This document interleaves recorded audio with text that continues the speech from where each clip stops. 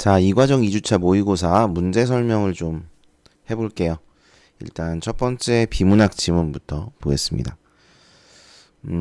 첫 번째는 이제 독서 지문이에요. 내용은 뭐 했으니까 일단 보기를 좀 봅시다. 여기도 보기가 있고 여기도 보기가 있고 네, 세 문제인데 자, 일단 얘부터 윗글을 읽은 학생이 보기에 대해 보인 반응으로 적절하지 않은 것은 그랬어요. 분명히 이제 이게 뭐랑 관련이 있을까요? 독서랑 관련이 있어야겠죠. 지금 이게 독서 얘기니까 지금 이 내용이 독서랑 어떤 관련이 있는가 요걸 생각을 해야 될 텐데 어족이 매우 번성하여 이름을 아는 자가 드물다. 사물에 정통한 자가 마땅히 살펴야 할 바이다. 그러니까 이제 잘 아는 사람이 이 바다의 물고기의 종류들을 살펴야 된다. 뭐 연구해야 된다. 알아봐야 된다. 이런 정도의 의미입니다. 나는 이에 널리 섬 사람들을 찾아다니며 계보를 만들 생각을 하였는데, 그러니까 약간 지금으로 치면은 뭘까요? 도감 같은 거, 물고기 도감. 우리나라에서는 뭐 이런 물고기, 이런 물고기, 이런 물고기가 잡힌다. 뭐 이런 것들을 이제 조사하는 거겠죠. 얘는 이런 특성이 있고 뭐 그런 거. 사람마다 각자 말이 달라 그대로 따를 수가 없었다. 나는 마침내 그를 불러들여 머무르게 하며 그와 함께 연구하고 차례를 매겨 책을 완성하고는 자산어보라고 이름을 붙였으니 요거 영화가 있죠. 누구야? 설경구 씨가 나왔던 흑백 영화. 흑백으로 만든 영화죠. 일부러. 아무튼 자산어보라는 영화가 있었을 거예요. 아무튼 이외에도 바다의 날짐승과 해초류까지 언급하여 후대 사람들이 참고할 만한 자료를 삼았다. 나는 다만 고루하여 혹 이미 본초서에서 보았는데도 그 이름을 듣지 못하였거나 혹은 옛날에 이름이 없는데 고증할 수 없는 것이 태반이었다. 그래서 단지 민간에서 부르는 이름에 의지할 수밖에 없었고 상스러워 읽을 수 없는 것은 그때마다 감히 이름을 새로 지었다. 그러니까 뭐 물고기 이름을 짓는데 좀 이렇게 상스럽게 지은 물고기들이 있다는 거죠. 뭐 욕설이 들어갔거나 아니면 좀 야한 단어가 들어갔거나 뭐 이런 것들 그런 것들은 이제 새로 이름을 지었다. 뭐 이런 내용인데요. 자, 1번. 기억에서는 저자가 독자의 사전 지식을 예측했음을 확인할 수 있다. 이게 무슨 얘기냐면 기억을 보면 어족이 매우 번성하여 이름을 아는 자가 드물다. 라고 했습니다. 그렇죠? 그러니까 읽는 사람이 그 이름을 모를 것이다. 이런 얘기죠. 그래서 사전 지식을 예측했다. 맞는 얘기예요. 그 다음에 니은을 보면 정통한 자가 마땅히 살펴야 된다. 자신의 생각, 뭐뭐 해야 한다. 자신의 생각을 드러내고 있죠. 주장이죠. 맞습니다. 그 다음에 디귿 이외에도 바다의 날짐승과 해초류까지 언급했다. 저자가 독자에게 정보를 제공하고 있음. 맞죠? 날짐승과 해초류를 언급했다. 정보를 제공했다. 후대 사람들이 참고할 만한 자료로 삼았다. 독자에게 도움이 될 것이라고 판단하고 있다. 맞습니다. 옛날에 이름이 없는데 고증할 수 없는 것이 태반이었다.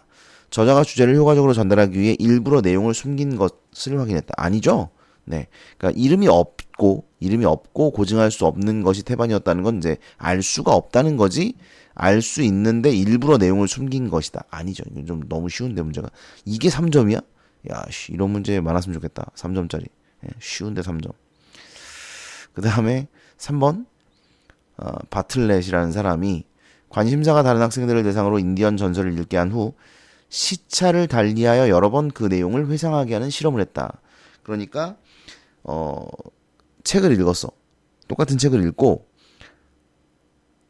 뭐 예를 들어 오늘 저녁에 회상하게 하고 뭐 그 다음에 한 뭐 3일 있다가 아침에 회상하게 한다든가 뭐 이런 식으로 시차를 달리해서 내용을 회상하게 했다는 거죠. 그런데 원문의 내용을 각자 자기 나름대로 이해한 후 서로 다르게 기억해냈다. 이거는 뻔하죠. 뭐 나오겠습니까? 주관적 감상 어딨냐? 어디 있었죠? 주관적이다. 내가 만든 문제에 있었구나. 이거죠. 독자의 배경 지식과 독해 능력, 독서 태도 등에 따라 글의 의미를 재구성한다. 그래서 달라진다는 거죠. 몇 번이에요? 2번이죠, 그러면. 그렇죠? 그러니까 이렇게 생각을 하니까 답이 2번이 나올 수밖에 없죠. 적절한 것을 물었으니까. 항상 얘기하지만 적절한 것은 중심 내용을 묻는다. 그죠? 그 다음에 1번. 윗글에서 확인할 수 있는 저자와의 의사소통 방식이 아닌 거. 이건 이제 찾아봐야 됩니다, 여러분. 요것만 보시면 안 되는데 사실 요것만 보고도 풀 수 있는 친구들이 있을 거예요. 왜냐하면 독자가 독서 목적에 따라 자신의 독서 계획을 점검한다. 이거는 저자랑은 관련이 없거든요. 예, 그냥 자기의 목적, 독자의 목적에 따라 달라지는 것이지 저자와는 관련이 없습니다. 예, 그래서 3번이긴 한데 위에서 찾아보면 줄 쳤죠. 주제 파악이나 지식정보 습득, 의문점 해소, 저자의 의도 추론 이게 지금 1, 2, 4, 5예요. 그렇기 때문에 3번이 없습니다. 그래서 3번을 고를 수 있어요. 근데 이것도 그러니까 3번을 그냥 1, 2, 3, 4, 5만 보고도 고를 수 있는 친구가 있다 그랬잖아요. 그런 친구들은 좀 빠르게 풀어낼 겁니다. 예.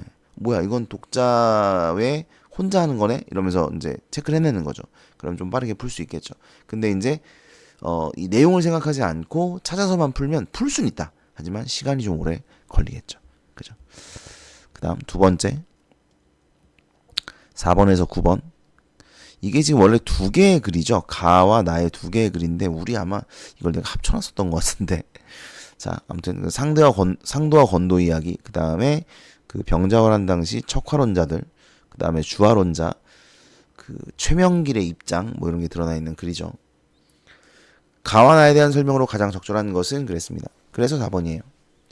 4번을 보면 특정한 철학적 개념, 상도와 권도라는 개념이죠. 사상가의 견해, 맹자의 견해가 드러나 있습니다. 나는 특정한 대외 정책, 이제 그 청나라와 화친을 할 것인가, 아니면 이제 싸울 것인가, 뭐 이거죠. 이게 대외 정책이고 그에 대한 정치가의 견해, 최명길의 견해를 제시하고 있습니다. 4번이 정답이 되겠죠. 그 다음에 5번은 우리 문제 풀었던 겁니다. 그죠? 도를 굽히는 거 아니라는 거죠. 예, 도를 굽히는 것이 아니다. 권도는 1번이 정답입니다. 쉽죠? 그 다음에 6번을 보면 가의 맹자와 보기의 칸트에 대해 이해한 것으로 적절한 것은 뭐 이걸 여러분이 알아두면 좋긴 한데 칸트는 의무론, 책임론 이런 사람이에요. 그래서 항상 지켜야 된다. 무조건 지켜야 된다. 절대적으로 지켜야 된다. 이런 관점을 가지고 있는 사람입니다. 이건 좀 알아두시면 편해요. 그래서 언제나 지켜져야 하는 보편적, 객관적 실천 기준으로서의 도덕규범. 무조건 지켜야 되는 거죠. 그래서 진실을 말해야 할 의무가 결과에 상관없이 항상 존재한다. 언제나 진실을 말해야 한다. 언제나 거짓말을 하지 말아야 한다. 그러니까 친구가 옷을 샀는데 별로야. 그럼 너 산 옷 별로다. 이렇게 말해야 된다는 거죠. 칸트의 생각은 그렇습니다.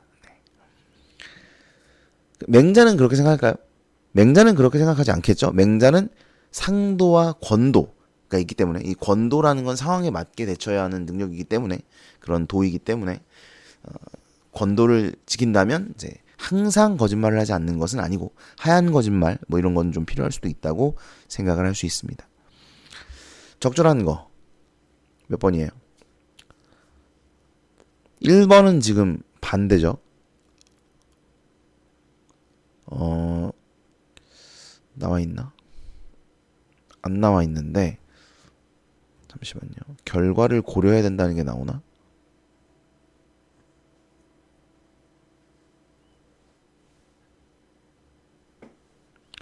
아, 여기 있네요. 그죠? 권도의 합당성은 실행의 동기와 사건의 결과를 바탕으로 평가할 수 있다. 그러니까 맹자는 결과를 중시했어요. 예, 결과가 중요하지 않다는 건 아닙니다. 그죠? 결과를 고려해서는 안 된다고 보아다 틀렸죠. 네. 그 다음에 어떤 도덕규범을 지켜야 할지를 판단하는 능력 아니요. 칸트는 보편적이고 객관적인 도덕 기준이 있다고 본 사람이에요. 네, 그래서 무조건 그걸 지켜야 된다. 그렇기 때문에 판단하지 않습니다. 3번이죠. 3번.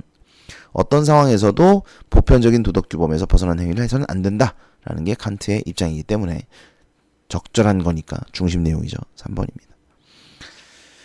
그 다음에 7번 호환국의 주장을 다음과 같이 정리할 때 가에 들어갈 내용으로 가장 적절한 것은 그랬는데 이게 여러분 4번을 쓰는 친구들이 간혹 있어요. 이민족의 침입을 막을 수 있는 국력을 갖추지 못해서 나라를 망하게 한다면 비판을 받아 마땅하다. 근데 호환국의 주장을 보면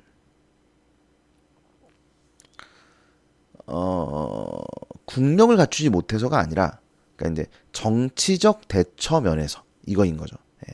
정치적 대처 면에서 나라를 망하게 했기 때문에 비판한 겁니다. 그래서 5번이 정답이죠. 그러니까 국력을 갖추지 못한 거는 어차피 갖추지 못했어요. 그래서 그거 자체를 비판했다기보다는 국력을 갖추지 못했는데 그렇다면 그것을 이제 정치적으로 대처를 해서 이걸 해결을 했어야 되는데 그렇지 않았다는 거죠. 현실적인 고려 없이 무조건 적대를 함으로써. 그러니까 여러분 이거를 잘 생각해야 되는 게 이건 오늘날의 우리에게 주는 교훈도 있다고 저는 생각합니다. 그러니까 예를 들어서 중국이라든가 일본이라든가 북한이라든가 우리는 사실 이런 뭐 사실 우방이라고 하기 좀 애매한 사이가 안 좋죠. 예. 우방이라고 하기에 좀 애매한 이런 나라들이 우리 주변에 깔려 있어요. 그러다 보니까 얘네랑 부딪힙니다. 일본이랑은 뭐 이제 그 일제강점기와 관련된 과거사 때문에 부딪히는 거고 중국은 뭐 점점 좀 심해질 수 있다. 중국은 물론 뭐 중국의 목표는 이제 대만이긴 하지만 우리가 어쨌든 대만과의 관계, 아무튼 뭐 미국과의 관계 이런 걸 고려했을 때 중국하고도 계속 부딪히고 그리고 이 새끼들은 뭐 맨날 지낼 거라고 하니까 원래 좀 양아치 새끼들이죠. 그러다 보니까 좀 부딪히는 부분이 있죠. 근데 이거를 우리 기분에 따라 할 수는 없는 거다는 거죠. 예. 그러니까 현실적인 고려를 해야 한다. 그래서 그들과 척을 졌을 때 우리가 이제 볼 수 있는 피해들이 있잖아요. 예, 이걸 고려하지 않을 수는 없는 것이죠. 북한도 마찬가지예요. 예, 북한도 뭐 북한이 우리에게 큰 위협이 되느냐? 위협이 되죠. 사실 걔네가 이제 뭐 핵을 가지고 있는지는 모르겠습니다만 어쨌든 최소한 유사 핵을 가지고 있을 것으로 우리가 추정을 하는데 걔네가 이제 돌아버리면 사실 우리도 많은 피해를 볼 수 있기 때문에 물론 뭐 전면전을 하면은 우리가 이긴다 뭐 이런 거는 뭐 여러 가지 결과로 나와 있긴 합니다. 근데 그렇다고 해서 우리가 피해를 보지 않는 건 아니거든요. 피해를 분명히 보거든. 그리고 여러분 원래 가진 자와 가지지 못한 자가 싸웠을 때 그러니까 가진 게 없는 사람, 더 이상 잃을 게 없는 사람을 조심해야 되잖아요. 원래 그런 거 아닙니까? 그러니까 북한은 약간 그런 애들이에요. 걔는 잃을 게 없어. 잃을 게 없어요. 잃어봤자 뭐 그 망해가는 나라의 어떤 권력 이 정도밖에 없단 말이야. 그러니까 항상 우리가 좀 조심하고 걔들을 자극할 필요는 없다. 그러니까 좀 이렇게 유도리 있게 항상 이렇게 좀 외교라는 건 원래 그래야 하는 거죠. 무조건 싸우고 이런 게 아니라 무조건 척지는 게 아니라 어쨌든 현실적인 고려가 좀 필요하다 뭐 이런 얘기입니다. 그래서 예전에 뭐 그 언제죠? 박근혜 대통령 때인가 사드 배치하고 아닌가 문재인 때인가 언제지 사드 배치가 하여튼 몰라 정확히 기억은 안 나요. 근데 사드 배치했을 때 나는 그게 이제 좀 중국을 자극했잖아요. 중국을 자극해서 근데 이제 강성적인 사람들은 니네가 뭔데 우리 거에 관여를 하냐 뭐 이렇게 얘기를 하죠. 물론 또 틀린 얘기는 아닙니다. 틀린 얘기는 아닌데 그게 이제 얘네를 자극해서 그 당시에 중국에서 이제 사업하시던 분들 이런 분들은 좀 손해를 많이 봤죠. 그래서 뭐 어떤 게 맞다 틀리다 이런 얘기가 아니라 외교적으로 이거를 좀 잘 처리해야 된다. 좀 유연하게 대처해야 된다. 이런 거죠. 그러니까 이것도 청나라도 만약에 이때 우리가 청나라에게 끝까지 싸웠다. 화친을 하지 않고 물론 굴욕적인 화친이긴 했습니다만 화친을 하지 않고 끝까지 싸웠다. 그러면 나라가 없어졌을 수도 있죠. 뭐 일제 강점기는커녕 조선이 아예 없어졌을 수도 있다. 그러니까 현실적인 고려가 필요하다. 뭐 이런 말이죠. 그 다음에 8번입니다. 가를 바탕으로 나의 기억 니은에 대해 보인 반응. 자, 이게 기억 니은 써놨네. 척화론자와 주화론자, 최명길. 척화론자와 최명길인데 최명길이 이제 주화론자죠. 이에 대해 보인 반응으로 적절하지 않은 것은 그랬습니다. 기억이 불이한 방법으로 나라를 보존하는 것에 반대한다고 한 것은 도덕규범에 있어 상황론보다 원칙론을 강조한 것이다. 그렇죠. 원칙론, 대명의리죠. 대명의리. 이게 이제 원칙론입니다. 명나라를 따르는 것이 우리의 원칙이기 때문에 상도이기 때문에 그 다음에 기억이 포기할 수 없는 것으로 여긴 대명의리는 당대인들에게 일반 상황에서 지속적으로 지켜야 할 보편적 규범으로 받아들여졌다고 볼 수 있다. 맞죠? 그러니까 이것이 보편적인 규칙이기 때문에 만약에 이게 무너졌다면 보편적인 규칙 자체가 무너져 버리는 거죠. 여러분 그거 기억나요? 제가 그런 얘기 했었죠. 그 조선 후기에 신흥상인이 등장하고 얘네가 양반을 사고 팔기 시작하면서부터 양반에 대한 권위가 무너졌다. 그러니까 그 전까지는 양반이라는 것은 하늘이 내는 것이다라는 보편적 규칙이 있었던 거예요. 근데 이걸 누군가가 사고 팔기 시작하면서 이 보편적 규칙이 무너지고 그러면서 조선 사회에 이런 양반의 권위가 싸그리 무너져 버리는 거거든요. 예. 그러니까 사실은 뭐든지 이 보편적 원리, 누구나 믿고 있는 보편적 원리가 있는데 그걸 무너뜨리면 그 사회 자체의 어떤 가치관 자체가 달라질 수 있게 되는 겁니다. 네. 그런 것이 좀 두려웠겠죠. 네. 척화론자들은 네. 그래서 대명의리를 끝까지 지키고자 했던 거죠. 그 다음에 니은, 최명길이 춘추의 내용을 언급하며 신하가 지켜야 할 의리를 논한 것은 실행 동기를 따지지 않고 도덕규범을 현실에 적용한 논의로 볼 수 있다. 요게 틀렸네요. 그죠? 예. 일단 춘추의 내용을 언급한 것은 최명길의 주장이고 그래서 이제 화친을 하자. 이런 말이죠. 예. 최명길의 주장이니까. 화친을 하자는 건데 실행 동기를 따지지 않고 도덕규범을 현실에 적용한다. 이거는 이제 보편적인 거잖아요. 그죠? 그러니까 이거는 척화론자들의 입장이라고 볼 수가 있죠. 그러니까 가를 바탕으로라고 했잖아요. 그러니까 가의 상도와 권도 이런 게 나와 있었는데 척화론자들은 상도를 중시하는 사람들이고 최명길은 권도를 여기서는 써야 된다 이렇게 보는 사람들인 거죠. 그래서 춘추의 내용을 언급하며 신하가 지켜야 할 의리를 논했다라고 했는데 이거는 권도입니다. 근데 실행 동기를 따지지 않고 이거는 상도에 대한 설명이죠. 그렇기 때문에 3번이 적절하지 않습니다. 그 다음에 9번 A에서 E의 사전적 의미 이건 이제 보시면 D가 질책인데 자신의 잘못에 대해 스스로 깊이 뉘우치고 자신을 책망 자책이죠. 그죠? 질책은 보통 자신에게 하는 게 아닙니다. 물론 자신한테 할 수도 있어요. 자신에게 하는 질책을 자책이라고 하는 거죠. 그러니까 질책에 대한 설명으로는 적절하지 않습니다. 4번이 정답이 되겠네요. 자, 10번입니다. 윗글을 통해 답을 찾을 수 없는 질문은 그랬네요. 기업의 시설 투자는 영업비에 어떤 영향을 미치는가? 요거는 기억나실지 모르겠는데 이게 그거죠? 영업 레버리지도 그죠? 기업의 시설 투자라는 게 이제 그 영업 고정비 여기 보시면 기계 설비의 구입, 공장 신설, 시설 확장 이런 게 이제 시설 투자입니다. 그리고 이런 시설 투자가 영업 레버리지 효과를 일으키게 된다라는 내용이었어요. 그래서 1번은 적절하고요. 비용을 어떻게 분류하는가? 뭐 영업비랑 재무비인가 있었죠. 그리고 영업 고정비, 영업 변동비 이렇게 나눴습니다. 기업이 비유동자산을 용이하게 현금화할 수 없는 이유는 무엇인가? 요거는 사실 안 나와 있어요. 4번은 공헌이익이 사업전망과 어떤 관계를 맺고 있는가? 여기 보시면 이제 사업전망이라는 게 여기 나옵니다. 사업전망과 관련지어 영업 레버리지 효과를 평가해야 한다. 이렇게 나와 있고 그래서 사업 전망이 밝으면 영업 레버리지도가 높으면 이익의 확대를 기대할 수 있지만 사업 전망이 흐릴 경우에는 영업 레버리지도가 높으면 손실이 확대될 수 있다. 요게 이제 관계예요. 왜냐하면 공헌이익이라는 건 결국 이제 여기 보시면 공헌이익이라는 게 영업 레버리지도와 비례하잖아요. 그죠? 그래서 이 영업 레버리지도가 높으면 이 높은 관계, 그러니까 공헌이익이 높은 거죠. 그죠? 네. 그래서 관계가 있다. 여기 나옵니다. 그 다음에 5번은 생산 규모 확대가 매출액의 증감에 따라 영업이익에 미치는 영향은 무엇인가? 요것도 나와 있어요. 이건 사실 그냥 봐도 생산 규모가 확대되면 어떻게 될까요? 그 고정비는 늘어나고 변동비는 줄어들겠죠. 여기 보면 여기 있습니다. 생산 규모가 확대됐을 때 매출액이 증가하면 영업이익의 폭이 커지고 매출액이 감소하면 영업이익의 감소폭이 커진다. 영업 레버리지도를 결국 이제 이야기하는 거죠. 그래서 나와 있습니다. 3번이 정답이에요. 그 다음에 11번 문맥을 고려할 때 기억의 의미를 파악한 내용 이게 이제 지렛대의 역할인가? 네, 지렛대의 역할 이거예요. 그러면 지렛대의 역할 왜 지렛대의 역할이라고 하느냐? 지렛대가 뭐 하는 거냐면 작은 힘으로 큰 결과를 얻는 것이 지렛대입니다. 그죠? 그래서 이제 얘가 지렛대의 역할을 한다. 작은 힘으로 큰 결과를 얻는다. 이거죠.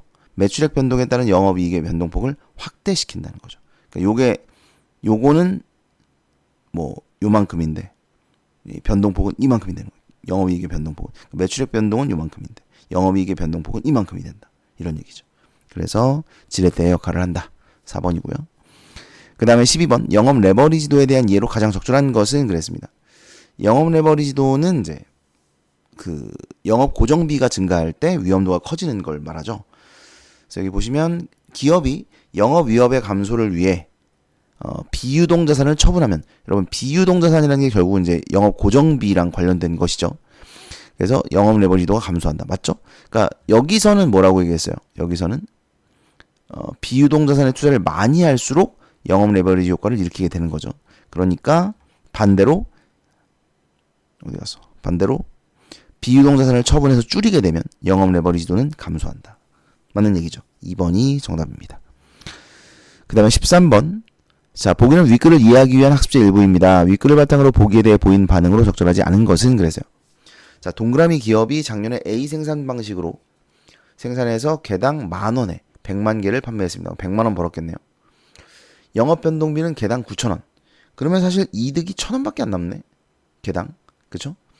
그 다음에 올해는 영업이익을 올리기 위해 비생산 방식으로의 전환을 검토했다. 아닌가? 영업 변동비가 9,000원이면 영업 고정비도 있을 거 아니야. 0이네. 이럴 수가 있어? 0원일 수가 있어? 네, 그러면 1,000원 남았겠네. 근데 비생산 방식으로 전환했더니 100만 개의 제품을 판매할 때 영업 변동비는 개당 2,000원이 감소합니다. 변동비는. 근데 고정비, 영업 고정비가 20억 원이 추가가 되는 거죠. 자, 이런 예측 결과를 얻었습니다. 다음은 두 생산 방식의 판매량이 10%를 증감했을 때를 가정한 표이다. 그럼 어떻게 돼요? 비생산 방식으로 전환하면 영업 고정비가 늘었죠. 영업 고정비가 늘면 판매량이 10% 증가하면 영업 레버리지도도 커지는 거고요. 그죠? 그러니까 영업 레버리지도가 커지겠죠. 자, 죄송합니다. 다시. 영업 고정비가 증가했으니까 영업 레버리지도가 커졌겠죠. 그럼 영업 레버리지도가 커지면 어떻게 돼요? 매출액이 10% 증가하면 영업 레버리지도가 예를 들어 2다. 그러면 매출액이 10% 증가하면 영업이익이 20% 증가하는 거죠. 근데 손실이 10%다? 그러면 영업 손실도 20%가 되는 거죠. 네, 그겁니다. 그래서 이제 표가 나와 있어요. 보면은 매출액은 뭐 이렇고 판매량 이렇고 영업 변동비와 고정비가 이렇게 나와 있는데, 지금 보시면 비생산 방식으로 전환했을 때 판매량이 그대로 유지되어도 영업이익은 감소하겠군. 그러니까 이게 일반적으로 생각하면 맞다고 생각할 수 있거든요. 왜냐면 우리가 여태 이야기한 게 그거잖아요. 영업 고정비가 증가하기 때문에 좀 불안해진다, 위험도가 커진다, 뭐 이런 얘기를 했기 때문에 지금 2번을 맞다고 여러분이 판단을 하실 수도 있는데, 항상 표를 바탕으로 자료가 주어졌을 때에는 자료를 바탕으로 보셔야 됩니다. 그래서 따져보면 영업이익이 감소하냐? 변동비와 고정비가 90억이고 여기도 변동비와 고정비가 90억이야. 네, 90억이에요. 그렇기 때문에 똑같습니다. 감소하지 않아요. 똑같기 때문에. 그렇죠? 그러므로 2번이 적절하지 않습니다. 됐나요? 그러니까 이거를 보고 판단을 하셔야 된다. 그 다음에 14번. 기억에 대한 설명으로 적절하지 않은 것은 그랬습니다. 자, 기억이 뭐냐면 이거예요. 피사체로부터 반사되는 빛, 이거거든요. 여러분이 지금 이 글을 읽으면서 이 문제를 풀 때 요 부분만 보고 푸는 게 아니거든요, 이게. 그래서 피사체로부터 반사되는 빛이라는 요 말을 지문에서 계속 찾으면서 읽으셔야 돼요. 여기도 있죠? 그죠? 여기에 나와 있어요. 여기에. 피사체로부터 반사된 빛은 촬영 렌즈를 통해 들어오고, 그 다음에 뷰파인더로 보내지고, 마이크로 렌즈를 통과하며 분리되고, AF 센서에 도달한다. 라는 내용이 지금 여기에 나와 있습니다. 그죠? 그렇기 때문에, 요걸 좀 계속 보셔야 되고, 지금, 그리고 이제 요걸 보면 먼저 알 수 있는데, 자, 여기는 지금 대비 검출 방식이죠. 여기도 대비 검출, 여기 위상차, 여기 위상차, 위상차예요. 그러면 사실 내가 이걸 얘기하지 않아도 너네가 여기가 위상차 검출 방식이었잖아요. 여기가, 이 밑에가. 그러니까 지금 보시면 처음에 자동 초점 방식이 활용된다. 대비랑 위상차가 있다. 대비 검출 방식은 이랬잖아요. 그럼 여러분이 뭘 생각해야 돼요? 아, 여기가 대비 검출 방식이니까 위상차 검출이 어디 나오는지를 체크해야 되겠다. 위상차가 여기 나오니까 이 전까지는 대비 검출이구나 라고 생각을 해야 되는 거죠. 그리고 문제에서 위상차 검출 방식을 물었으니까 당연히 지금 이 뒷부분에 나와 있는 이 피사체로부터 반사된 빛을 찾으셔야 되는 거죠. 이해됩니까? 그래서 이 부분에 있다라는 걸 생각을 해야 돼요. 그러니까 만약에 이제 1번이나 2번을 풀 때는 여기 없겠죠. 대비 검출 방식이니까 지금 여기에 있겠지. 그렇죠? 이렇게 생각을 하셔야 된다. 4번이 적절하지 않은 이유는 이거예요. 이미지 센서에서 검출하기 위해 마이크로 렌즈로 이동하는 분리된다 그랬는데 위상차 검출 방식은 여기 있죠. 이미지 센서가 직접 초점을 검출하지 않고 AF 센서에서 초점을 검출하게 됩니다. 그래서 마이크로 렌즈를 통과하며 분리되고 이건 맞는데 이건 맞아요. 마이크로 렌즈로 이동하고 분리되고 이거 맞습니다. 근데 초점을 이미지 센서에서 검출하지 않기 때문에 않는다고 했잖아요. 그죠? 그래서 이거 자체가 틀렸어요. 4번이 정답입니다. 그 다음에 15번 윗글을 읽은 학생이 보인 반응이다. 가에서 라에 들어갈 말로 적절한 것은 빠른 속도로 움직이는 자동차를 촬영하기 위해서는 자동 초점 방식 중에서 그럼 자동 초점 방식이 두 가지가 있었죠? 위상차 검출 방식과 대비 검출 방식. 근데 여기 보면 뭐가 유리하겠대요. 왜냐하면 초점을 맞추는 속도가 뭐뭐하기 때문이야. 사실 이게 다 따져봐야 돼요. 다 따져봐야 되는데 사실 이제 첫 번째가 자동 초점이 들어갈 수밖에 없기 때문에 1번 아니면 2번이어야 됩니다. 그래서 이걸 넣어보시면 돼요. 두 번째 걸 넣어볼까요? 자동 초점 방식 중에서 위상차 검출보다는 대비 검출 방식을 사용하는 것이 유리하겠어. 왜냐하면 초점을 맞추는 속도가 느리기 때문이야. 사실 그냥 보면 맞는 내용인데요. 여러분, 초점을 맞추는 속도가 느린 게 유리합니까? 아니죠? 여러분 카메라로 이렇게 찍는데 속도가 느려. 유리해요? 아니잖아요. 그렇죠? 그래서 틀린 거예요. 그래서 1번을 넣어보면 다 맞죠? 자동 초점 방식 중에서는 대비 검출보다는 위상차 검출을 사용하는 게 유리하다. 왜냐하면 속도가 빠르니까. 됐죠? 1번이 정답입니다. 그 다음에 16번. 16번이 어려워 보여요. 어려워 보이고 3점이라고 붙어 있어. 그림도 있고. 그래서 더 어려워 보이는 거야. 근데 5번을 보면 굉장히 쉽습니다. 이 선택지를 골라내는 그 과정 자체는. 왜냐면 위상차 기준값을 크게 만들어야겠군. 이건 개소리거든요. 위상차 기준값은 정해져 있는 거예요. 이미 그 앞에서 정해지는 겁니다. 그렇기 때문에 기준값을 변동시키는 건 아니거든. 그래서 이게 보면 이제 이 내용을 좀 이해를 하셔야 되긴 한데 X1 같은 경우는 초점이 어디에 와야 그러니까 맞는 거냐면 여기죠. 여기. 지금 여기랑 여기가 지금 초점이 맞는 건데 X1에 있다라는 건 지금 여기 나와 있잖아요. 여기 보면 B와 C 여기 있는 거잖아요. B와 C에 있는 경우니까 위상차 값이 정해진 위상차 기준값보다 작아진 경우인 거죠. X1은 작아진 경우인 거예요. 그래서 초점을 맞추기 위해서 촬영 렌즈를 뒤로 이동시켜야 된다는 거죠. 그죠? 그래서 작다, 뒤로 이동해야 된다 이런 게 이제 맞는 내용입니다. 그 다음에 거꾸로 X2 같은 경우에는 이제 퍼진 경우, 그러니까 기준값보다 큰 경우겠죠. 그렇죠? 그래서 X2를 줄여야 초점을 맞출 수 있다고 판단하겠군. 맞는 얘기죠. 그렇죠? 그래서 카메라를 앞으로, 촬영 렌즈를 앞으로 이동하겠죠. 근데 얘는 이제 촬영 렌즈를 앞으로 가서 맞춘다, 뒤로 가서 맞춘다 이게 아니라 위상차 기준값을 크게 만들어야 되겠다라고 하니까 적절하지 않은 것이죠. 되셨나요? 그 다음에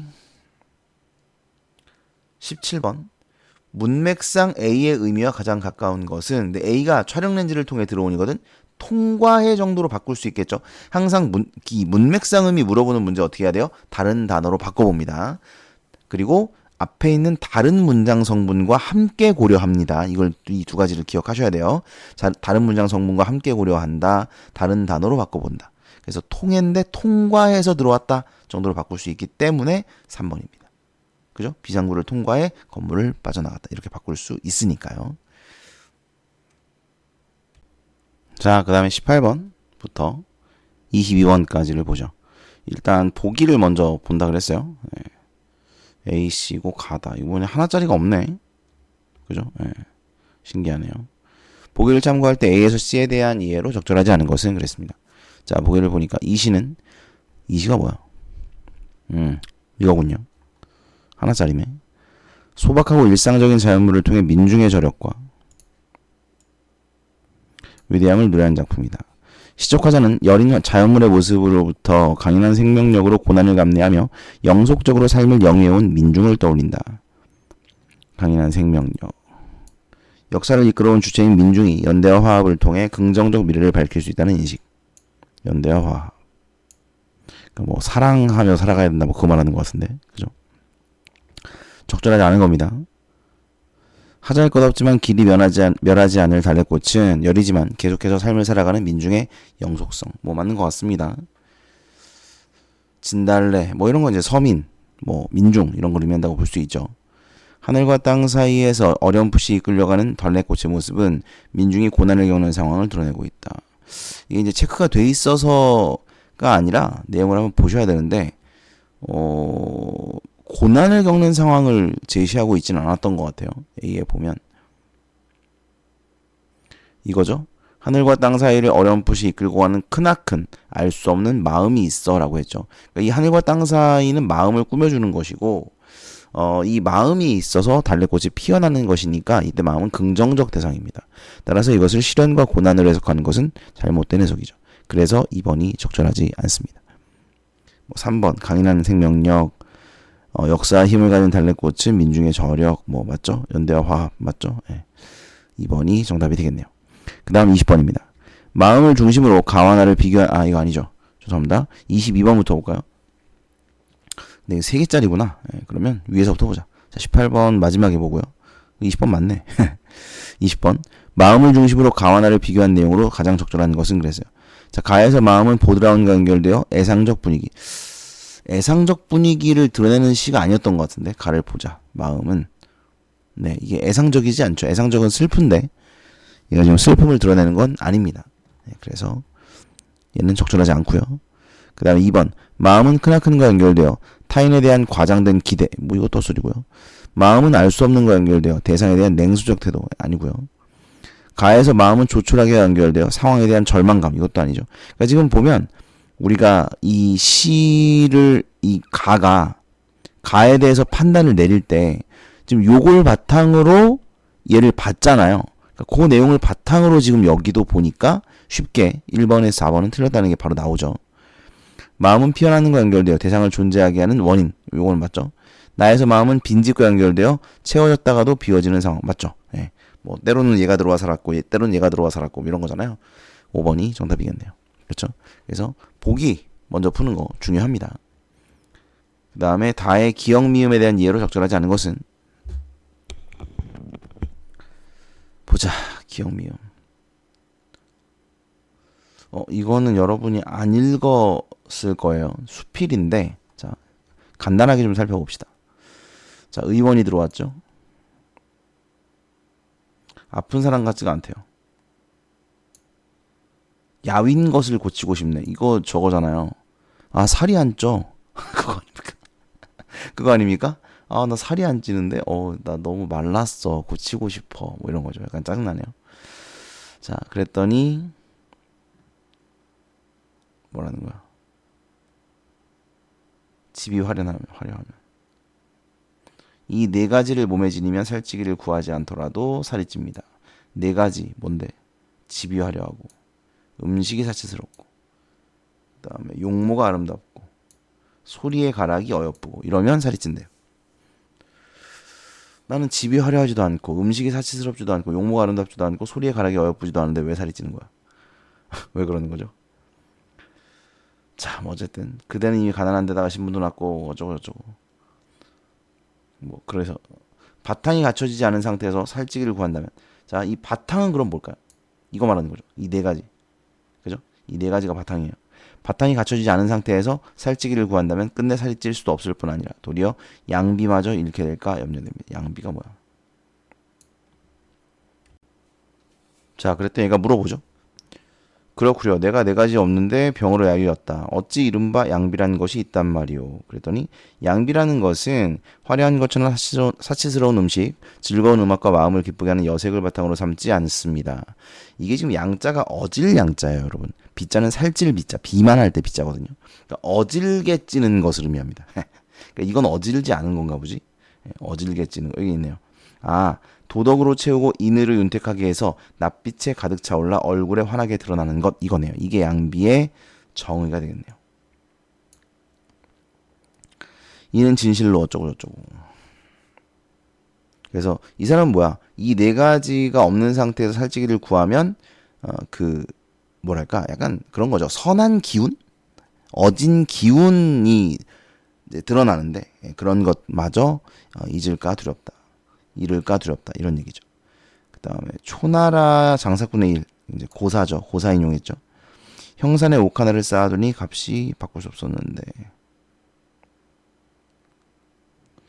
금은보화는 부자들은 바탕이지만 형산에 옥 한 개가 지닌 양부만은 못합니다.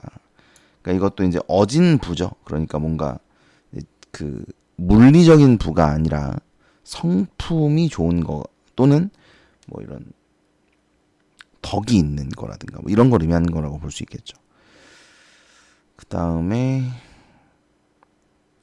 양비를 버리고 평소에 없던 것을 구하니까 살찌기를 바라고 있죠. 이것을 얻는다 해도 장사를 잘하지 못하는 것이 되고 맙니다. 그러니까 지금 이 초나라 장사꾼의 이야기에다가 빗대어서 설명을 하고 있는 겁니다. 그래서 현인과 군자는 먼저 마땅히 살찌어야 할 것을 살피고 고쳐야 할 것을 살폈던 것이다. 그러니까 몸을 살찌우려고 하지 말고 뭐 덕을 살찌워라, 어짐을 살찌워라 이런 의미겠죠. 그 다음에 뭐 그런 말입니다. 자, 그러면 기역 미음에 대한 이해로 적절하지 않은 것은 그랬어요. 5번은 뭐예요? 양비는 부러움의 대상이 될 수 없다. 헛소리죠. 예. 이런 말을 하는 게 아니죠. 오히려 미음, 이것이 온전해지면 저것을 부러워함이 없으니 어찌 자기의 형옥을 가지고 금은보화 바꾸려 하겠습니까? 오히려 이것이 양비예요. 그러니까 양비가 온전해지면 몸이 살찔 것을 부러워할 것이 없다. 이런 뜻이 돼야 됩니다. 어디다 쓰지? 양비가 살찌면 몸이 살찌는 것을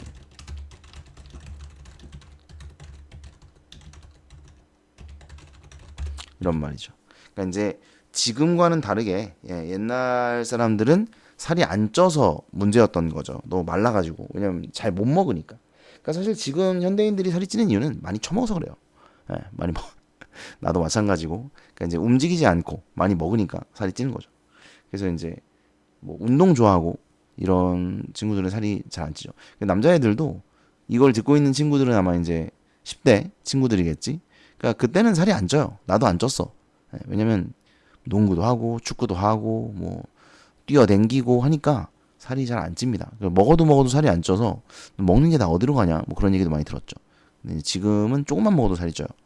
이제 운동을 안 하니까 많이 안 움직이니까 뭐 그런 거죠.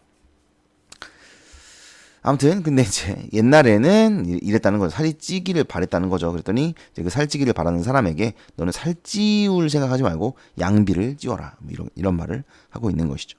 그래서 5번은 오히려 반대의 입장이기 때문에 5번이 적절하지 않습니다. 그 다음에 22번부터 볼게요. 보기가 있으니까. 보기를 참고하여 가다를 감상한 내용. 자, 문학작품에서는 추상적 의미를 실제하는 것처럼 구체화하는 방법을 사용한다. 구체화. 가나에서는 감각적 표현, 추상적 의미를 감각적인 표현을 통해서 구체화하고, 그 다음에 비유적인 표현을 활용해서 주관적으로 형상화하고, 그 다음 다에서는 추상적 의미와 구체적 대상의 유사성을 활용해 추상적 의미를 알기 쉽게 전달하고 있다. 뭘 활용했죠? 추상적 의미는 뭘까요? 양비? 뭐 이런 거? 양비겠죠, 양비. 근데 구체적인 대상의 유사성, 뭐랑 유사하다는 거예요? 형산의 옥. 그죠? 형산의 옥이요. 그러니까 형산의 옥 한 개가 지닌 양부만큼은 못한다. 형산의 옥이라는 건 형체가 있는 것이죠. 그죠? 그러니까 이게 양비와 유사하다는 겁니다. 그렇기 때문에 얘는 적절하고요. 그 다음에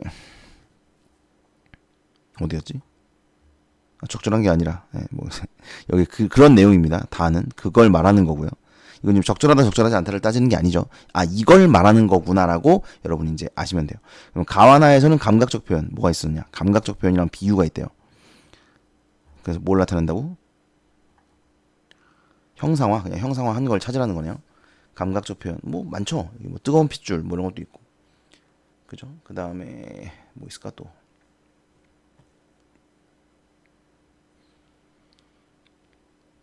푸른 수위 어쩌고 저쩌고 뭐 이런 것도 있고, 그죠? 네.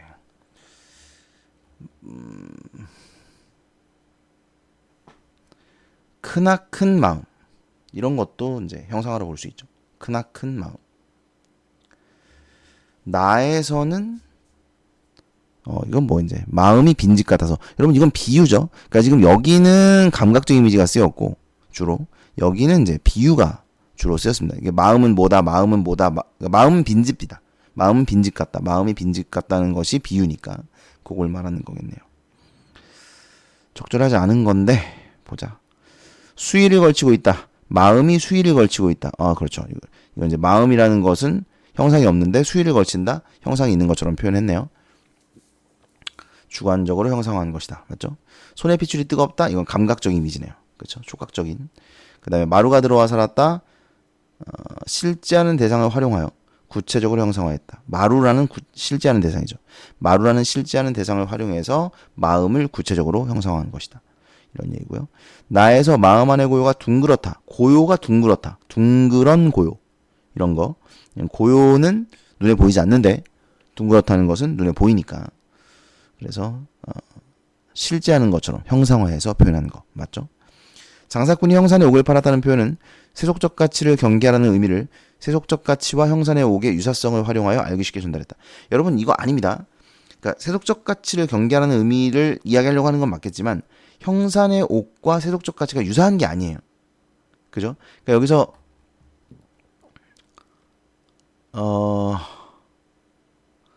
이게 옳은 행동이 아니에요. 그러니까 이 초나라 장사꾼이 형산의 옥은 여러 개의 성으로도 바꿀 수 있는 것이었는데, 바꿀 수 없는 건가? 그거보다 여러 개의 성보다 더 가치가 있는 것인데 제 나라에 갔다가 금은보화가 쌓인 것을 보고는 그거랑 바꿔왔다. 그러니까 멍청한 짓거리를 했다는 겁니다. 세속적 가치를 좇느라 멍청한 짓거리를 했다. 이런 얘기이기 때문에 여기서 형산의 옥은 세속적 가치가 아닙니다. 그래서 세속적 가치와 형산의 옥의 유사성이라는 말이 잘못된 거예요. 됐죠? 그러니까 여러분이 사실 이 문제를 풀려면 여기서 이미 저 문제를 보기 전에 여기를 읽을 때 이미 파악을 해야 돼요. 여기를 읽을 때 형산의 옥이 가치 있는 것이구나. 그 다음에 뭐 금은보화는 가치가 없는 것이구나. 그 다음에 이 상인은 잘못된 행동을 했구나. 뭐 이런 것을 여기를 읽으면서 이미 파악을 할 수 있어야 이 선택지를 바로 골라낼 수 있습니다. 그 다음에 18번 가에서 다에 대한 설명으로 적절한 거 그랬네요. 명사형으로 시행을 종결하여 단정적 전달 없죠? 명사형으로 시행을 종결하지 않았죠? 것이다로 종결했으니까 그죠? 명사형이 아니죠. 근데 단정적인 건 맞죠? 길이 멸하지 않을 것이다, 살아가야 하는 것이다, 사랑해야 하는 것이다. 단정적으로 이야기하고 있습니다. 근데 이게 명사형 종결이 아니기 때문에 틀린 거고요. 그 다음에 대화체와 독백체. 제가 그 얘기했죠. 대화체라는 단어는 쓰지 않아야 한다. 대화체와 독백체를 교차하여 시상을 전개하고 있다. 아니고요. 그 다음에 아마 여기서는 말을 건네는 방식을 이야기하는 걸 거예요. 아마. 근데 이제 없어요. 없으니까. 뭐 대화도 없고. 그 다음에 특정한 장소에 대한 경험을 바탕으로 사회참여의식을 드러내고 있다. 뭐 이건 헛소리고요. 사회참여의식. 그 다음에 가완하는 동일한 식구를 반복하여 식구가 지닌 의미를 강조하고 있다. 여러분 이제 요런 게 굉장히 적절할 확률이 높은 선택지예요. 왜냐하면 시에서 기본적으로 동일한 식구를 반복하지 않는 경우가 더 적기 때문입니다. 동일한 식구를 반복하는 경우가 더 많기 때문이에요. 그리고 동일한 식구가 반복되면 당연히 의미는 강조되는 거예요. 이건 당연한 겁니다. 그러니까 반복을 통해서 운율을 드러냈다. 이건 무조건 맞아요. 반복을 통해서 의미를 강조했다. 무조건 맞습니다. 그럼 반복을 했는지만 보면 돼요. 그래서 맞을 확률이 굉장히 높은 선택지이긴 해요. 이게. 그러면 반복이 되고 있나요? 이거 있죠. 하잘 것 없는 한 송이의 달래꽃을 두고 보더라도 이거 여기도 있잖아요. 그죠? 그 다음에 나에서는 마음은 빈집 같아서 이건가? 모모가 들어와 살기도 했다. 그죠? 들어와 살았다.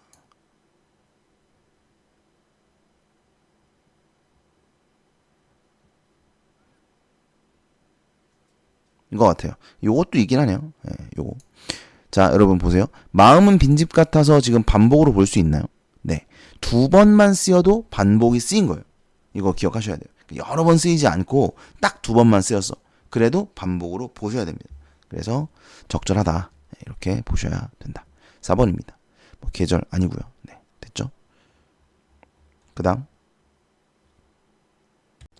자, 23에서 26번. 가와나의 공통점으로 가장 적절한 것은 그랬습니다.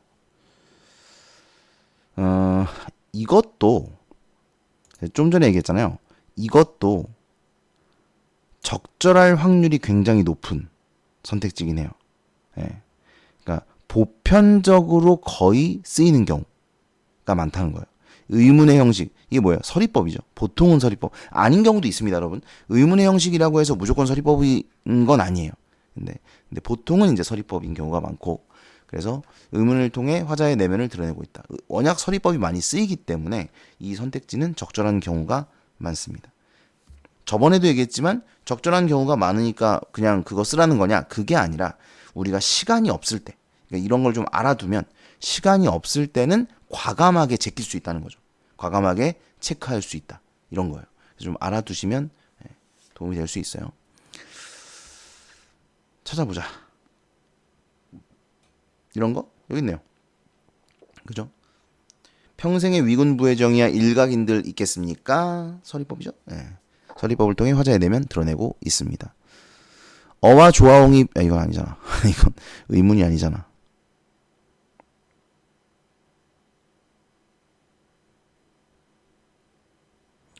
맹형이 있었다면 나도 신선이라고. 이건 할 거이고니까 좀 애매하네.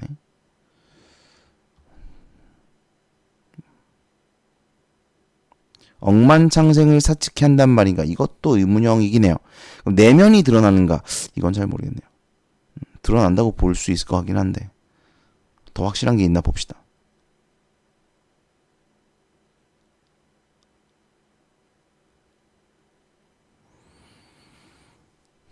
없는데? 이거가 맹형이 있었다면 나도 아니 신선이라고 하겠는가? 할 것인가? 뭐 이렇게 읽히긴 해요. 요것도 맞긴 합니다. 의문의 형식으로 내면 드러내는 거. 네. 근데 요것도 어디 갔어? 네. 억만창생을 사측해 하단 말이다. 요것도 이제 해당이 되죠. 그래서 5번이 정답입니다. 후렴구, 연쇄, 직유, 상승하강. 뭐 직유는 있을 수도 있는데 직유 대장의 가치를 드러내고 있다. 직유가 없나? 이걸 다 찾아야 돼. 나를 보자. 없기를 바래보자. 없다. 그쵸? 다행이다. 가를 안 봐도 되잖아. 나에 없으니까. 그죠? 직유 아닙니다. 뭐 이런 식으로 푸는 거예요. 그러니까 이런 게 이제 요령이죠. 그러니까 사실 내가 모의고사를 영상을 찍어서 이렇게 설명을 해주려고 하는 것도 이런 요령들을 좀 말해주려고 하는 거야. 사실 뭐 내용이야 다 아실 거고 다 보면 대충 알 텐데 이런 요령들을 좀 말해주고 싶어가지고 이런 식으로 나는 한다. 판단을 할 때 이런 것도 가 너무 길잖아. 언제 찾아 이거. 그죠? 실제로 너는 시험 볼 때도 시간 부족할 거 아니야. 그럴 때는 나만 보는 거죠. 나의 없기를 기도하면서 기도 메타. 까마귀와 백구에 대한 설명으로 적절한 것은 경외감 아니고 과거 사건 회고 아니고 위로 아니죠. 권고 뭐하라 그래요? 옷을 갈아입어라 라고 하죠. 그 다음에 백구가 화자에게 뭐라고 합니까? 어떤 당부를 해요? 속세의 시비를 모르고 늙으소서 이거죠. 그래서 4번이 정답입니다. 그 다음에 25번.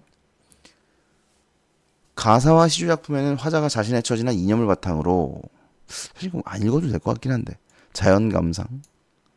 그 다음에 병중의 화자가 눈 내리는 풍경을 보면서 초월적 세계를 상상하고 고통을 극복하는 상황이 드러난다. 나에서는 세상에 대한 번민에서 벗어나지 못하는 상황이 드러난다. 그럼 자연의 의미를 이야기해보자. 이거죠. 자, 25번을 보면 선생님 안내에 따라 가나를 감상한 내용으로 적절하지 않은 것은 헌창을 열고 백동이 된 청산의 변화를 인지하는 상황.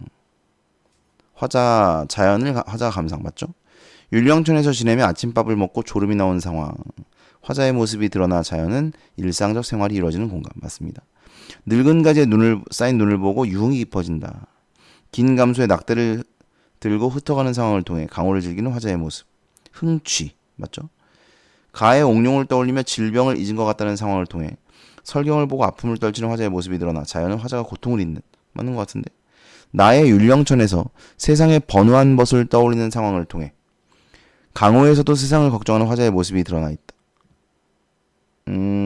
이건 아닙니다. 자, 율령천에서 이 세상의 번화한 것을 떠올렸을 때 이거 우리 수업 시간에 뭐 했냐면 세모했어요. 이건 부정적 대상. 그러니까 자연과 대비되는 대상입니다. 그러니까 우리의 마음을 모를 사람. 이 뜻 알까 하노라. 자연 친화의 기쁨과 흥취를 모르는 사람. 이런 의미로 쓰인 거기 때문에 이 세상의 번화한 벗이 화자가 속세에 대해서 근심하는 거다. 이렇게 볼 수는 없어요. 네, 이건 이 벗을 걱정해주고 있는 게 아닙니다. 저 벗은 아마 이런 기쁨을 모르겠지? 이런 생각인 거예요. 네, 그래서 4번이 적절하지 않습니다. 요거는 3점 나올 만한 것 같아요. 좀 길기도 하고. 그 다음에 26번. 기억을 고려하여 A에 대한 영상시를 제작할 때 학생들이 협의한 내용으로 적절하지 않은 것은 그랬네요. 기억, 눈 내리는 풍경. 눈으로 덮인 화자의 집이 영롱하게 빛나는 장면. 이거 나와 있죠? 어디 있었죠? 이거죠. 내 집도 찬란하니 거처는 좋다만 이게 뭐였어요? 눈 내린 집을 의미하는 거였죠. 내 집에도 눈이 내렸다 이런 의미이기 때문에 얘는 맞습니다. 눈이 온 거리에서 풍속에 따라 구슬을 줍는 화자의 모습. 이거 해석 공부하신 분들은 아시겠죠? 얼마나 말이 안 되는 소린지. 네. 실제 구슬도 아니고요, 그죠? 네. 2번이 정답이 되겠네요. 자, 그 다음에 27번. A, B에 대한 설명으로 가장 적절한 것은 그랬습니다. 어디야 A, B가? 얘가 B고 얘가 A네요. 네. 그들의 표정을 그들의 어떤 행동 이런 걸 묘사하는 거고 이건 묘사는 아니고 이제 내가 이렇게 해다는 거죠. 네, 내 생각이나 심리를 표현하고 있는 거예요. 그래서 일단 1번이 맞네요, 그죠? 인물의 행동 묘사를 통해서 장면의 분위기를 드러내고 있다. 1번은 맞습니다. 현재형 진술을 활용하여 여러분 이거 현재형 진술 기억하셔야 되는 게 현재형 진술이라는 것은 현재형 어미를 사용해야 돼요. 현재형 어미 뭐 있죠? 현재형 어미가 는이나 또는 니은 이런 거죠. 이런 걸 사용을 해야 된다. 이런 걸 써서 인물의 시각, 다양한 인물의 시각을 드러내고 있다. 근데 썼다, 과거형이에요. 네, 과거 시제입니다. 되었다, 과거 시제죠. 현재형 어미가 사용되지 않았기 때문에 2번은 적절하지 않습니다. 그 다음에 A는 이야기 외부의 서술자가 B는 이야기 내부의 서술자가 인물의 심리를 제시한다. 이러면 이제 서술자가 바뀌었다는 건데 그렇지 않습니다. 그렇지 않아요. 그 다음에 A는 공간의 이동, 시간의 역전. 시간의 역전이 드러납니까? 시간의 역전이 뭐예요? 과거로 가는 거죠. 네. 여기서 시간이 과거로 간다. 그렇지 않죠? 네. 그 다음에 전해 들은 이야기를 전다. 아닙니다. 1번이 정답. 그 다음에 28번 윗글의 내용에 대한 이해로 적절하지 않은 것은 그랬어요. 나는 언젠가 사람들의 마음을 사로잡는 웃음을 화장품 광고에서 목격한 적이 있다. 어딨지? 이거? 그죠? 예. 여기 얘기한 거죠, 여기. 맞습니다. 그 다음에 그날 밤 몸이 지치도록 밤새 병동으로 가며 자신만의 작업에 몰두했다. 명패 바꿨죠. 예. 미친 사람. 명패를 바꿨습니다. 맞아요. 간호원들은 다음날에 평소와 마찬가지로 분주하게 병원 내부를 돌아다니고 있었다. 맞습니다. 어딨어? 여기 있죠. 우두머리 의사는 오전 9시경에 나의 상태를 확인하며 퇴원을 제안하였다. 제안한 게 아니죠. 뭐 이런 문제를 낸다고. 퇴원을 제안한 게 아니라 오늘 퇴원이시죠? 라고 확인을 했을 뿐입니다. 네. 이제 퇴원하셔도 되겠는데요? 뭐 이런 게 아니죠. 네. 그래서 4번입니다. 그 다음에 나의 관점을 중심으로 기억과 니은에 대해 이해한 것으로 가장 적절한 것은 기억이 뭔데? 새로운 방황의 길이고 안이한 먹이로의 길 이거군요. 네, 반대네요. 그죠? 이거는 기존에 있었던 길을 얘기하는 거고 이건 이제 새로운 길을 의미하는 거니까 적절한 것은 그랬습니다. 자, 기억, 쥐가 반복적으로 기억에서 방황하는 것은 충분한 포식을 즐기는 중요한 방법이다. 여기 보면 아니한 먹이로의 길보다는 충분한 포식을 즐길 수 있는 새로운 미로. 그러니까 아니한 먹이로의 길과 충분한 포식을 즐기는 길은 반대네요. 그렇죠? 그래서 얘는 적절하지 않습니다. 젊은 인턴 스스로 투사가 되기를 다짐한 것은 일단 젊은 인턴 스스로가 그런 생각을 하지 않았죠. 젊은 인턴이 미로에 빠졌다는 것은 니은을 통해 새로운 기회를 가질 수 있다는 것이다라는 게 나의 생각이죠. 그죠? 이게 나의 해석입니다. 그래서 3번이 정답이 되는 거죠. 그죠? 그 다음에 30번 윗글을 바탕으로 이거 먼저 봤어야 되는데 그죠? 여러분 이걸 먼저 보셔야 됩니다. 이렇게 순서대로 보지 마시고 보기를 바탕으로 윗글을 감상한 내용으로 적절하지 않은 것은 자 병원은 통제되는 공동체고 그 다음에 기계적 일상에 매몰되어 감정이 제거된 모습.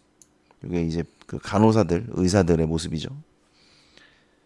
그 다음에 인물 간의 역할 전도. 이건 뭐냐면 나는 사실 지금 늑막염 환자로 병원에 와 있죠.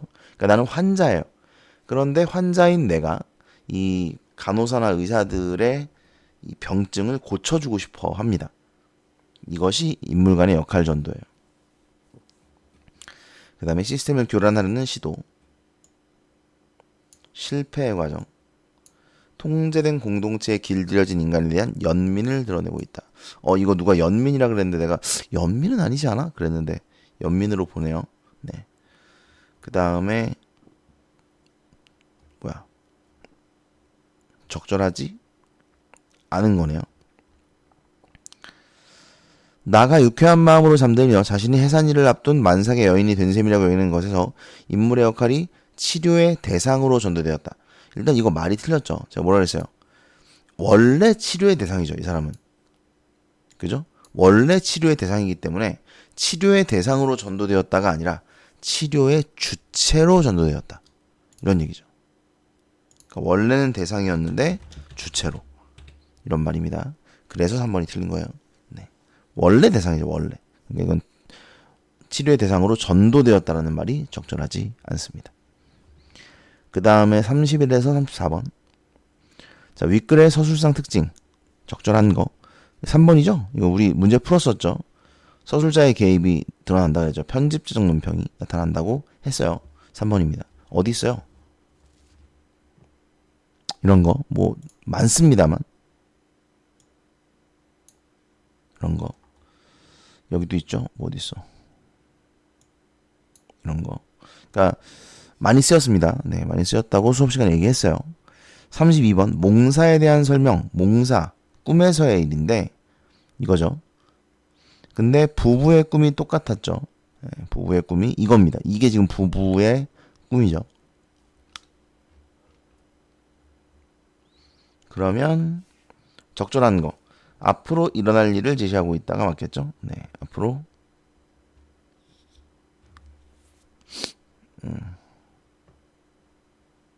요렇게 될 것이다. 요렇게 해라. 이런 얘기죠.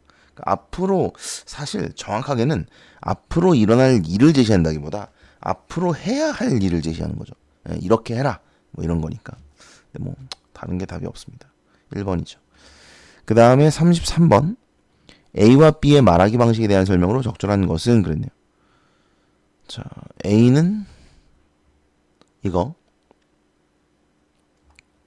B는 이겁니다. 그죠? 이거는 지금 그 누구야? 진사가 부인이랑 같이 와가지고 우리가 종이니까 우리를 좀 우리를 팔려고 한다. 우리 주인이 우리를 팔려고 하니 사달라. 뭐 이런 의미죠. 그 다음에 이거는 그 대감이 내가 실수로 잘못해가지고 그 양반을 종으로 썼다. 나의 죄를 벌해달라. 라고 임금에게 말하는 그런 장면입니다. 그러면 말하기 방식. 자, 5를 보면 자신의 목적을 달성하기 위해 거짓을 말하고 있다. 맞죠? 거짓말이죠? 그 다음에 상대의 의문을 해소하기 위해 사건의 내용을 밝힌다. 상대의 의문이 뭔데요? 이거죠.